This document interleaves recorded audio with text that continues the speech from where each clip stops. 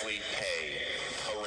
But the U.S. is going to let the Iranians start making billions of dollars, selling oil, accessing this reconstruction fund. Only if they're doing things right. Only if we're not doing anything. We're not putting up money. Only if they're doing things right. If they're doing things right, if people want to invest, they can invest. But they had this $300 million fund. It's only $300 billion fund. It's only if they're doing things right. Remember this also, when you talk about billions of dollars, they've had much more than $1 trillion worth of damage done. They got a long way. There'll be 15 to 20 years to rebuild what they have right now. So they have to behave themselves. If they're not behaving, they get hit again. You know, they'll be hit again because we can do it very easily. It's going to take a long way for them to build back their anti-aircraft stuff. It's going to take, and you know, the other thing I want to thank China, President Xi, I was with him, and he stayed neutral, totally neutral, and I appreciate it. And I would want to thank Vladimir Putin. He was very neutral. They could have made it much more difficult for us. And I want to say it, you know, somebody would say, oh, that's terrible. He's thinking President Xi of China. Well, let me tell you, I had a long talk with him. You know, they have shoulder weapons to knock down airplanes. It's not like the real deal, but they're accurate. They're fairly accurate. I said, I would really appreciate you're not giving or selling any of that stuff to Iran. And you know what? For the most part, he didn't.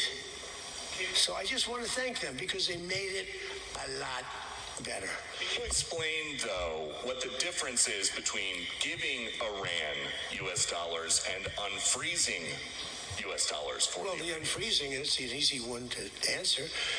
We have taken a lot of their money, and we have their money. We have taken their money. It's not our money. It's their money, and we froze it. At a certain point in time, I guess we're going to have to give it back. You know, if we didn't give it back, nobody would ever invest in the dollar again. If you took their money, because I thought about it, you know, I'm not the most perfect person. I said to Scott, why don't we keep their money? What the hell are we giving it back to them? But, you know, people from lots of nations, some nations we don't agree with, they have their money. The dollar's become very strong under me. And they don't want to have a little conflict with somebody and end up having the United States just take their money. So if you do that, you really don't have a system. And I did just want to ask you about this. A wise man once said in January of 2020, Iran never won a war, but never lost a negotiation. That wise man. Who said that? Donald Trump. Oh, that's what I thought you were going to say. So how do you go back to the United States and convince a skeptical American public that this deal is a win? Here they lost militarily, okay? It's very tough because I know that no matter what, if I would go, by the way, if I'd go another 3 or 4 weeks, those same people that are critical would say, he went too long, he should have done, you know, no matter what. If they raised the white flag of surrender, and if they said, praise be to Allah, Donald Trump is the greatest president ever. We totally concede, we totally give up. This war is over, we have failed. The New York Times and CNN and a couple of others, they're not all that dishonest, they say, Iran had a great victory, okay? And they practically do that. You know, it's amazing. When we knocked out their last ship, they had 159 ships. When we knocked out the last ship, the Times refused to do a story on it.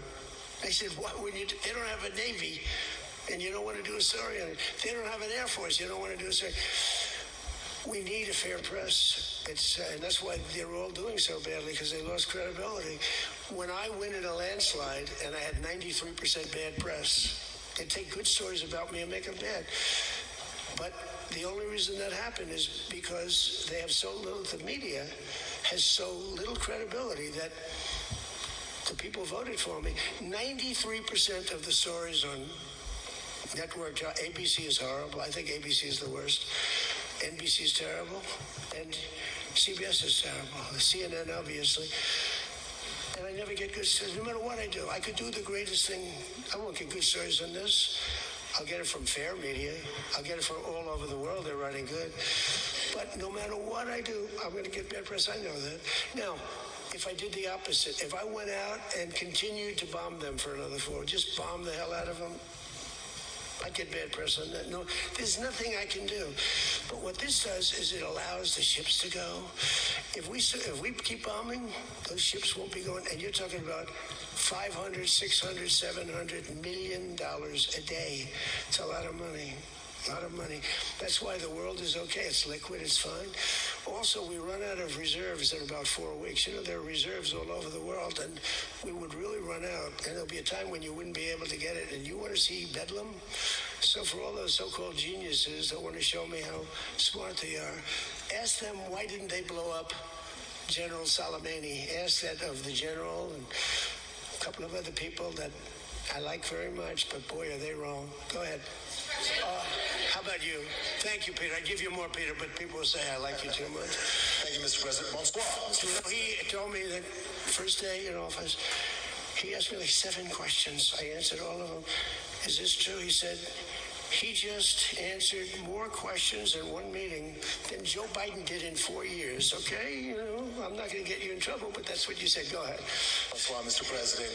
In The Art of the Deal, you write about the importance of leverage. Yeah. Obviously, you have a lot of leverage when it comes to Iran, whether it's militarily or through economic sanctions. What leverage, sir, do you have when it comes to Israel and Hezbollah to ensure that they abide by the ceasefire? Well, I think we have leverage just by the fact that we really have Iran now has to be good. They have to behave. And we might help. That's a much smaller conflict. It's a conflict that should be able to be over with. I'm surprised it's taken so long. And it's a much smaller, but we have a lot of leverage. We have the greatest military anywhere in the world. We have the strongest, most powerful. Look at the blockade. By the way, the blockade was more impactful than all of the bombing raids where we dropped $1 billion worth of bombs on Iran.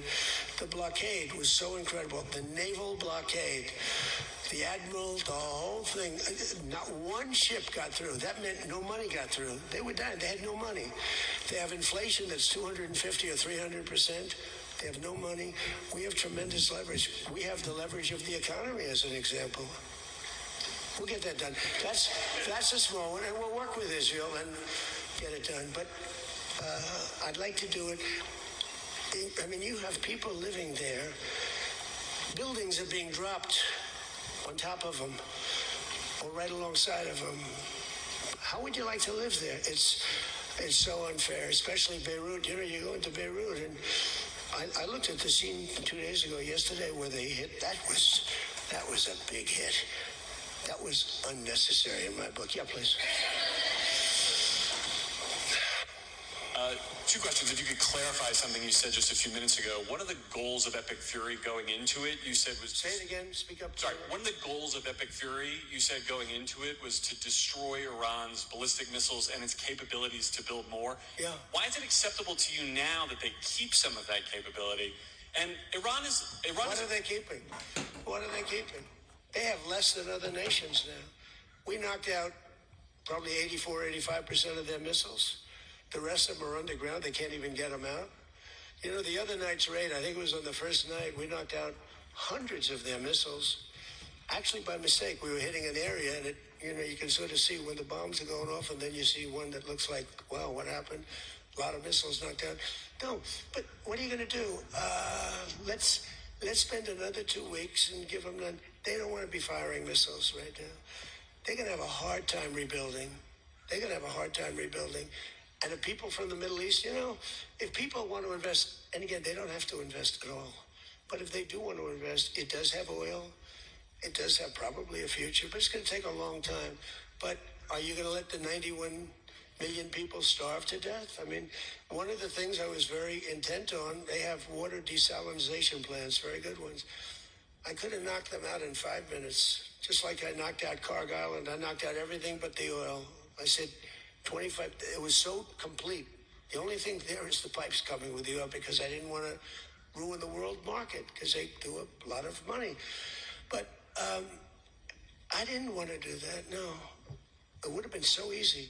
It would have been easier, and I would have satisfied a group of 10% of the people, but it would have been the wrong thing to do. And it could have caused an international depression. Iran's position... Maybe not. Iran's position has always been that their nuclear program was for civilian purposes. If they come back after the signing of this and say they want to continue to have a civilian nuclear program, is that acceptable to you? Well, I've said to them always, I say, look, you have probably the third largest oil reserves in the world. What the hell do you need nuclear for? You need nuclear for some electricity. So I've always felt that way. So we've been pretty tough in that. You know, it is a little hard, though, when you say that somebody wants it, other people have it, other adjoining states have it, and you're not letting them have it for purposes of electricity and things like that. It's always a little tough. You have to use a little common sense, please. New York Times, please. Thank you, Mr. President, for the question. Now that you're approaching a new phase in this conflict with Iran, can you now say whether you will hold anyone in your administration accountable for the strike on a school that killed more than 100 children on the first day of the war? No, if it was a fault, and as you know, that's under investigation. It's such a strange question to be asked at this state. We're talking about a long time ago, but nobody did that on purpose. I guess you'd have to say about them, what about the thousands of soldiers that they blew up when they opened their car door? What about the thousands of people that were killed by Iran? No, mistakes are made. The war is nasty. But I know it's under investigation, and I could have a report for you tomorrow. Or I would ask Pete Hegseth that question, because they have it under investigation. Please. Mr. President, you've been saying all week that this deal permanently prevents Iran from getting a nuclear weapon, but the drafts of the deal that have been floating around barely mention Iran's nuclear program. So can you explain how exactly the deal achieves that goal? So when I say permanently, it should be permanently. But if it's not permanently, we will bomb them. They will be bombed, just like I bombed them on Wednesday night and Tuesday night, and was going to bomb them on Thursday night at a level that was 3 times greater, and they knew that. I will bomb them. Now, that's with me as president. If you have a weak, pathetic president, maybe that doesn't happen, but I can only do the job that I have to do. I have a long time to go. I have almost 3 years, close to 3 years. Time is going fast. But our country's become, we're the most respected country in the world. Those leaders today, they said, we used to laugh at you. 2 years ago, they'd listen, guys, they'd laugh at the country. And now they say, you're the most respected country anywhere in the world. Militarily, even military. Take a look at what happened look at what happened in so many different locations. Afghanistan, that horrible retreat that these people made, leaving equipment behind. They weren't under any pressure. You take your time. You can get out. I was going to get out. We were going to get out with dignity and pride, take 100% of the equipment. I was even taking the tents down. But then they got in and they just left. They left all the equipment. I may get all that equipment back. Now, here's the thing. More symbolic, because it's a little old now. But we may get it all back. Afghanistan is kissing our ass. You know that? Bomb Iran if they don't comply, but there's nothing enforceable in the deal itself. Is that correct? Doesn't have to be. I let them know. I said, look, if you don't adhere to the agreement, I don't want to do that, but we're going to bomb the hell out of you. And I don't think that they're going to veer from the agreement. What else am I going to do? Am I going to say I'm going to take you to court? Let me take you to court. Let me sue you. No, we're going to bomb the hell out of them if they violate the agreement. I don't want them to. I want them to honor the agreement. Again, the straits close up. Bad things can happen. You know, in war, terrible things happen. Like you mentioned the question before about a school gets hit. Other things get hit. Bad things happen in war. War is a nasty place. I see it.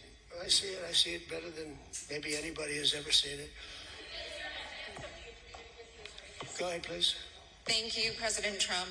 Oil prices are now plummeting. How do you see this agreement further affecting energy prices in the U.S. and the U.S. economy in the long term? And secondly, Mr. President, how do you think Vice President J.D. Vance did on The View yesterday? Well, first of all, thank you for the word plummeting, because that's what's happening. Oil prices are plummeting. And that means oil prices are going to come down. You know, if you make donuts, you have a heating, you have a stove, and you have to buy the heat. You need the gas or the electricity or whatever you're using. And when oil prices come down, oil is the biggest thing.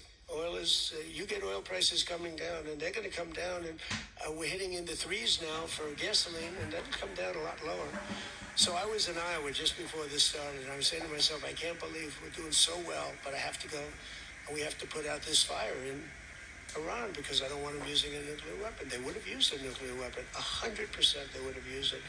The only question is, was it going to be that day or that week? They would have used a nuclear weapon. They were on the way, and I said, we're going to have to put out the fire. And I said, oil prices, so gasoline, we passed 2 gas stations in Iowa, made a speech up there. The people are great. I won it by so much. And I love the people, farmers. And we passed 2 gas stations. One was $1.85. One was $1.91. Now, that's Iowa. But it was, California has all those crazy taxes that they put on, California taxes. But the oil was down to $2 to, I'd say, between $2 and $2.50. And it was heading down further. And we were going to have a great run. We took a little journey down to a place called the Islamic Republic of Iran, and we bombed the hell out of them. And now they can never have a nuclear weapon. Now, we had a disturbance, but I must say it was much less than anybody thought. The oil never went to $350 a barrel. It went to $115, $120. The oil never went anywhere near that. And the other thing, I thought the stock market would go down 25 or 30%.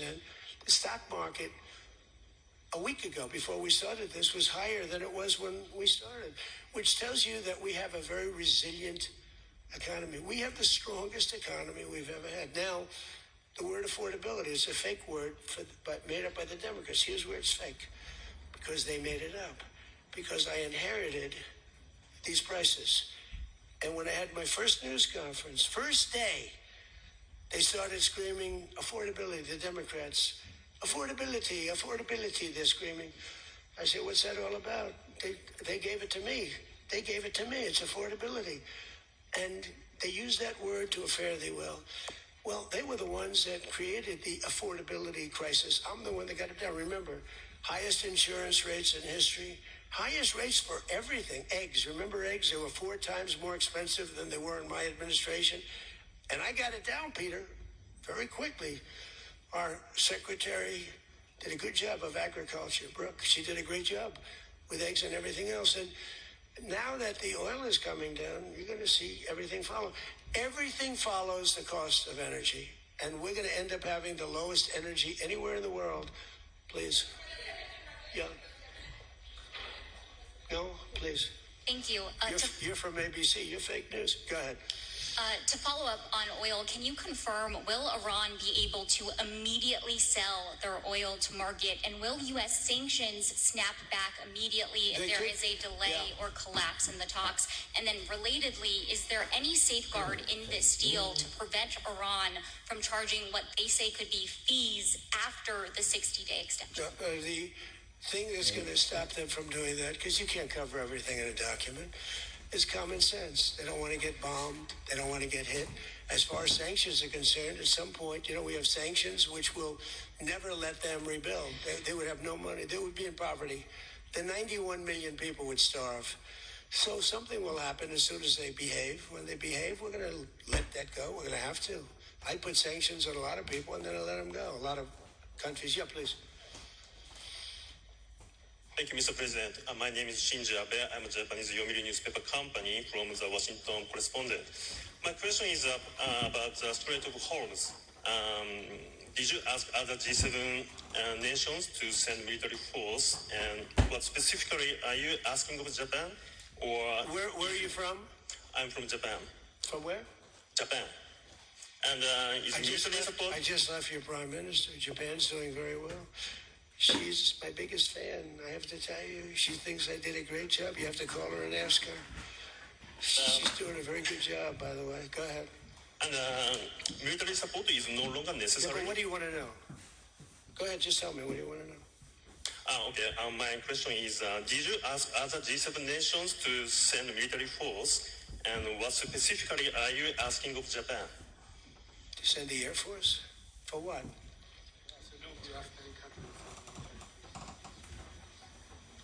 Oh, other countries, not just Japan. No, we don't need it. Oh, by the way, they all want to do it. They all want to do it. Every single one of them, they want to go be a part of it now. Not while the war was going on. I was a little disappointed. The UK, I said, yeah, it would be nice if you sent ships. I didn't put a hard sell on, but I said, it would be nice if you sent some ships. And Prime Minister said, they'll be there, sir, as soon as the war is over. I said, did he just say that? I couldn't believe it, actually. Japan has offered to get involved, but I mean, I'll be honest, Japan was not willing to get involved during the war. I asked her, I said, you want to get involved a little bit? I didn't put the heavy sell on, but they said, no, we don't want to get involved. Nobody did. We did it ourselves with Israel and with the Arab states that got hit, surprisingly hit. Yeah. Yes, please, go ahead. Thanks a lot, Mr. President. Question on Brazil. I would like to know, how was your interaction here in Evian during the G7 with the Brazilian President Lula? Did you talk about the new U.S. tariffs on Brazil? Did you talk about the U.S. designation of criminal gangs as terrorists? We did. How was it? I spent a lot of time with him, actually, and it's become a little rough country, right? Politically, been a little dangerous politically. You're talking about Brazil, yeah? It's been nasty. I hear they arrested somebody that's running for office today. I found that out after we left. I just said goodbye to him, and I heard that they arrested the Bolsonaro Jr. He was doing well in the polls, and they arrested him because he made a statement in Texas. They arrested him, or they want to arrest him. They have something out for his arrest. No, they play pretty tough. But nobody plays tougher than the United States. Look, our elections are totally rigged. We have rigged elections. Please, in the back. Yes, sir. Go ahead. Thank you so much, President. Thank you. Sumu Sakamoto, the Asahi Shimbun. For G7, the concept of the rule of law has long been considered the core principle. During this summit, any of the leaders expressed any concerns on the possible violation of international law on the attack on Iran? No, actually the opposite. They felt they were very dangerous. They were very relieved because they could get hit too. They were very relieved. No, we never discussed that. It'd be the opposite. They broke the law. They killed thousands of people. They killed thousands of our soldiers and hundreds of thousands of people. Yeah, please, go ahead. Go ahead.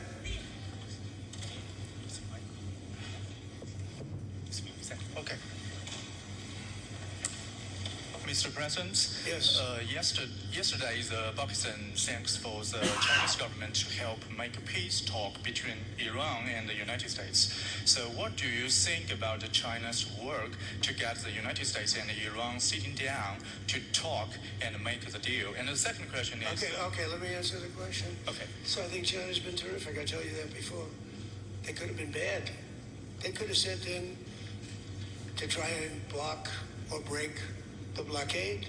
They could have sent in an oil ship with 6 destroyers alongside of it on each side. They didn't do that. President Xi helped me. He tried to help, and I think he probably helped get it solved. You know, they get 50% of their oil from that location. So that wasn't that easy. President Xi was fantastic. He tried to help me solve it. And he didn't give any big weaponry. I guess we'll find something somewhere along that. But he didn't give any big weaponry, I can tell you that. No, I think China I couldn't ask for much more. Again, they were impacted because they get more than 50% of their oil from the Hormuz Strait. And no, I thought they were fantastic. Okay, how about one more question right here? Go ahead, please. The latest YouGov Economist poll shows that Democrats have lost a 5-point edge on the generic congressional ballot. They just have now just a 2-point lead since February. Do you think that they're losing momentum? Well, I see the Republicans in generics. You know, generics are very important. I don't know how accurate, because I see a lot of bad polls. Polls are very dishonest, just like a lot of reporters, like these people over here, are very dishonest. CNN, ABC. It's a whole group of them over there. They're really dishonest people. But, you know, and really networks are very dishonest. And they have to straighten themselves out or they're not going to be very successful because people don't believe them anymore. But no, the generics are very interesting because the Republicans are coming up strong even before this. You know why? They're seeing all these lunatics, like the guy in Maine with the swastika. You know, for 10 years they've been calling me a Nazi. And now they have a Nazi running. He's got a tattoo on him. I've been denying it for 10 years. They know it's not so, but they've been calling. I don't think they can call it to me anymore. You know, one more? One more? Go ahead, Peter. Let me finish with Peter because he's been better to me than he's been to Biden. Thank you, President Trump. I have a question about this weekend. Why not stick around for the signing ceremony with this Iran peace deal? I might. You might? Yeah, I might. But I'd rather, this is a memorandum of understanding. It's very important, but it might not be the kind of a document that I should be signing. There's some element to this where you send the vice president. If it works out, great. You look like a genius for sending him. And if it doesn't work out, it's the vice president's I like that idea, shoot. What? This way, if it works out, I'm going to take the credit. If it doesn't work out, I'm blaming JD. You better be careful, JD. He's going to turn his plane around and get the hell out of here. Yeah, I like that idea. I think it's a good idea. Thank you very much, everybody. Thank you. All right, we have been listening to President Trump's news conference on the final day of the G7 summit in France. The president for speaking for over an hour.